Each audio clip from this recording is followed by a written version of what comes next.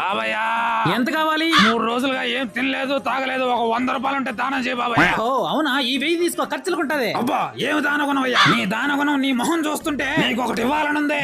దీన్ని ఎట్టి పరిస్థితుల్లోనూ ఓపెన్ చేయి బాబయ్య. నువ్వు ఏ రోజైతే కష్టాల్లో ఉంటావో ఆ రోజే దీన్ని ఓపెన్ చేయి. మహాప్రసాదం. మావా మా అమ్మకి ఆరోగ్యం బాగాలేదురా. అయ్యో అవునా, 10,000 ఫోన్ పే చేసా చూడు. ఏమండి, మా చుట్టాలు లోన్ కోసం షూరిటీ అడుగుతున్నారండి. అయ్యో పాపం ఎన్ని కష్టాల్లో ఉంటారు. ఇటు షూరిటీ పెట్టేస్తా.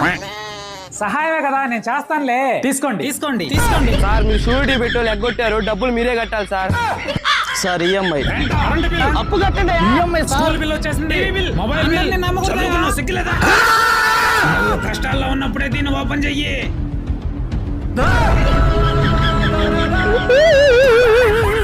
స్వామి నువ్వు ఇంత కరెక్ట్ గా ఎలా చెప్పగలిగావు స్వామి? ఒకటి చెప్తా ఈయన, అతిగా తాగేవాడైనా కొంచెం ప్రశాంతంగా ఉంటాడేమో కానీ అతిగా జాలి గుణం గలవాడు బాగుపడినట్టు చరిత్రలో లేదు. చెప్తున్నా, అతి జాలి గుణం వద్దు. అర్థమైంది.